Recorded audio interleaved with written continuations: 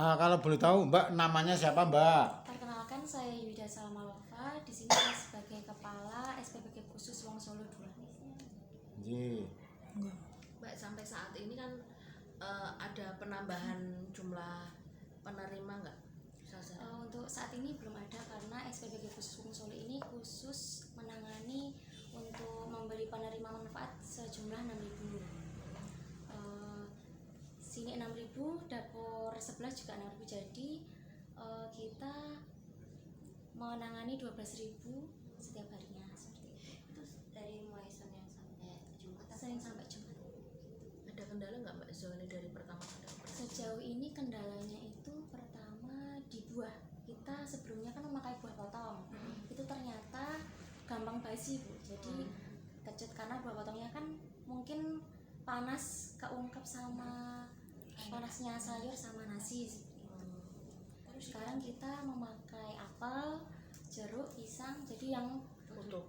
yang utuh. Jadi tinggal masukin aja ke tray, jadi aman. Sampai sore pun bisa. Mbak, kalau soal pengadaan bahan baku Mbak, itu langsung beli ke pasar atau melalui petani?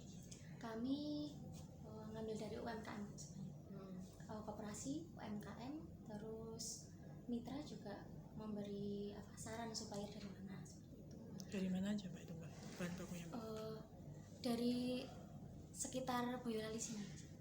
Klaten juga ada untuk lele, terus patin juga dari Boyolali dekat sini Mbak. Pokoknya yang sekitar sini. Terus untuk beras kita ambil dari mitra. Totalnya ada berapa UMKM Mbak yang dilibatkan?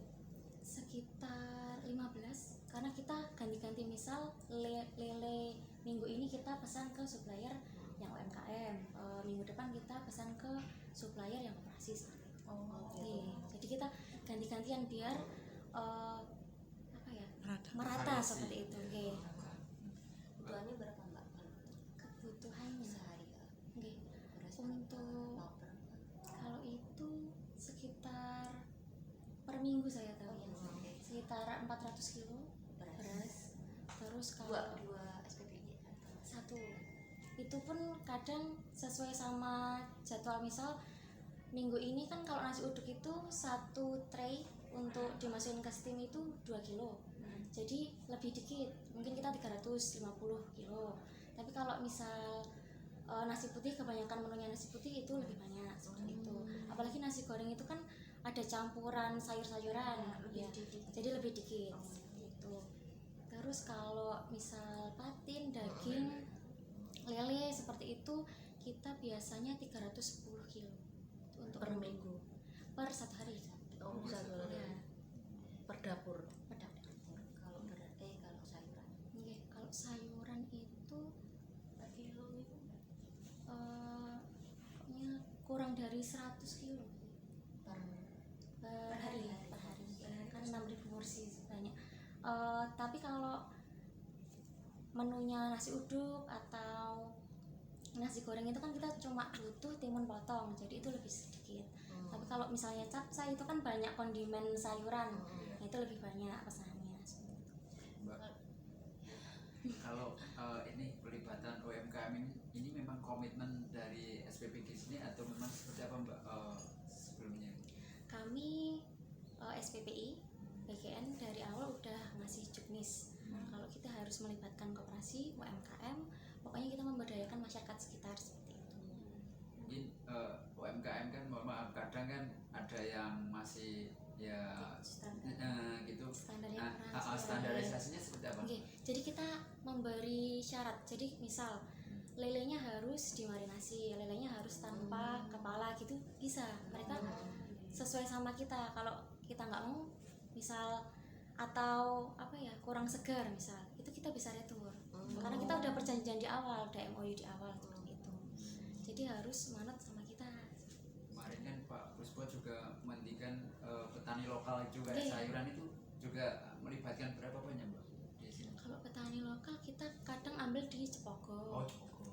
Kita ambil di Pasar Langu yang dekat sini kadang seperti itu. Jadi Ke pergantian. penjual, ambilnya ke penjual ya, nggak ke petani kalau yang Ke untuk sayuran. petani. Langsung ke petani. Petaninya pagi, gitu. di pagi hari. Iya. Kondisinya segar lah ya. Iya segar. Hmm. Kalau misalnya banyak yang ulatnya atau bolong-bolong itu kita retur, sering retur seperti itu. Jadi kita harus ngambil yang berkualitas. Bu. Kita udah ngasih syarat, kalau nggak bisa harus diretur, harus diganti. Ini memang juga untuk meningkatkan perekonomian mereka juga. Iya. Mbak, kalau soal pengolahan limbah sendiri seperti apa Mbak? Kita kerjasama sama DLH, Dinas Lingkungan Hidup Boyolali. Jadi minyak jelantah itu Bu, itu setiap 2 minggu, setiap 1 minggu diambil sama DLH. Padahal terus lanjut Mbak. Soalnya kalau misalnya kita jual ke sembarang orang, takutnya disalahgunakan. Seperti itu. Jadi mending kita langsung ke DLH. Limbah apa aja mbak yang dikerjasamakan sama DLH?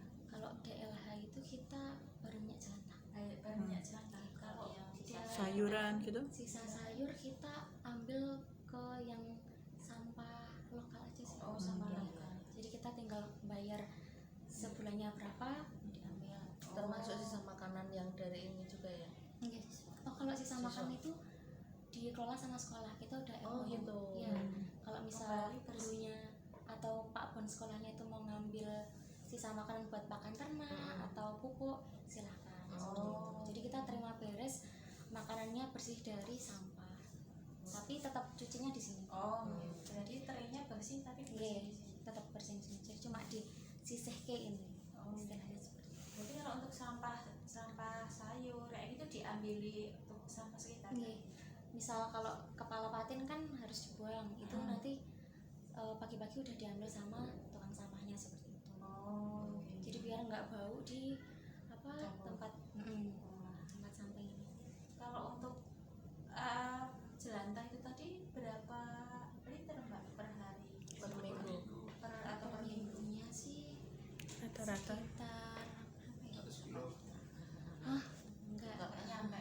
nyampe soalnya mungkin berapa ya, 60 liter. Pokoknya 18 literan itu yang jerigen besar itu sekitar 3 Oh. atau 4 seperti itu. 60 kilonan. Oke. Nggak nyampe 60. Mbak, kalau setiap dapurnya itu ada berapa tenaga kerja Mbak? Di dapur ini ada 73. 73. Terus sistemnya seperti apa? Sistemnya nanti ada tim racik sayur itu sejumlah 4 orang, potong buah 4 orang, terus tim packing itu sekitar 14-15 orang, cuci tray itu per shift ada 10 orang jadi 20 orang, terus produksi lauk itu ada 6 orang, produksi sayur ada 4 orang, admin gudang itu untuk kalau misal beras datang jadi ada yang nimbang, terus kalau misal ada kerusakan retur. Itu admin gudang kita ada 2 orang, terus anak belanja ada 1 orang. Jadi misal kita tiba-tiba kurang nih, kurang sayur langsung belanja ke pasar seperti itu ada 1 orang, terus kebersihan ada 4 orang, kalau bagian nasi ada 3 orang. Mulai ininya Mbak, Operasional. Mulai operasionalnya dari jam 5 kemarinnya, jam 5 sore, terus sampai nanti jam 9 udah selesai masak. Nah, kalau perencanaan menu per hari itu direncanakan berapa seminggu langsung? Iya, seminggu langsung. Berarti kalau untuk lebaran puasa besok gimana? Kita udah nyediain, jadi tinggal istilahnya kalau PGN jadi memakai menu seperti itu kita langsung ready. Artinya puasa juga dari RPPG Segagak Sifat menyiapkan menu Menyiapkan. BGN, jadi tetap Iya. jalan gitu Ya jalan tapi tidak menu makanan yang masih seperti ini. Jadi rencananya BGN itu misal diganti dengan roti yang atau tahan biskuit lama. ya, terus kurma atau buah-buahan, terus kayak kacang, terus misal bubur kacang hijau ya yang kering-kering seperti itu kayak takjil tapi tetap mencakupi gizi. Oh, gitu. Berarti dari SPPG ini menyiapkan menu yang Menyiapkan tahan menu yang lama tahan lama. untuk sampai buka gitu. Iya. Tapi kalau untuk pelaksanaannya teknisnya belum ada. Belum ada, tapi sesuai gambaran saya dan para kepala di sini itu mungkin kita mulai ngepackingnya tuh mungkin jam 6 sampai jam Pagi. 6 pagi kan nanti dibagiinnya ke sekolah mungkin jam 10 tahu Iya. jam 12 kalau SMA gitu seperti itu. Berarti Tetap jelang pakai pulang. biasanya, Mbak? Jelang pulang biar misal kalau itu menunya bubur kacang hijau kan takut nggak tahan lama. Kita masih masak di sini Bu. Oh, Tetap dengan packing yang itu. Tetap. Jadi kan karena nggak semuanya kepake. Misal hari ini nggak ada masak sama sekali, tinggal nge-packing doang. Itu kita rolling. Jadi yang hari ini masuk packing doang, yang besok masuk untuk produksi lauk, tapi tetap tugasnya nge-packing. berarti besok Jadi tetap ada. rencananya seperti itu, cuma packing aja nih karena Iya. semua jenis makanannya yang awet itu. Nggih, nggih. Ininya kemasannya gimana Mbak? Kemasannya kita pakai body bag rencananya. Tetap dengan nilai 10.000 itu ya, plus goodie bagnya. Mbak, kalau yang untuk ibu hamil makan video itu yang ibu Kan hamil dibawa pulang. Kita kalau di uji coba udah, tapi untuk kesehariannya belum. Karena dari atas yang diutamakan masih yang sekolah, tapi kita juga berupaya untuk mengajukan untuk ibu hamil, ibu menyusui dan balita itu setiap hari. jadi berarti ini Belum. Oh, belum. Karena kita masih mengajukan. Kalau uji cobanya di mana? Uji cobanya itu di Desember. Desember Berapa kemarin. Desember berapa kemarin, 3 hari. cakupan Mbak? Berapa cakupan? Cakupannya sekitar masih 1.000. Itu totalnya satu dapur ya, 1.000. Itu udah mencakupi balita, bumil, busui. Nanti berarti 7.000 nantinya kalau udah tambah itu. Insya Allah kalau disetujui. Oke, berarti kalau untuk dua dapur untuk bumil berarti 2.000. Bumil busi. Iya, Iya. 2000. Porsinya 2.000 untuk bumil dan balita. Maksudnya 2.000 2.000 2.000 Maksudnya Per dapur dapur. 10.000, Iya. dapur satunya Nggih, 10.000. nggih. Oh, siap. Tapi belum tahu nih pelaksanaan. Belum tahu karena kan kita masih tunggu persetujuan dari atas. Tapi kalau misal disetujui kita langsung. Mbak, kalau kembali ke yang menu puasa tadi itu berarti berangkatnya penentuannya dari bawah diajukan ke BGN gitu.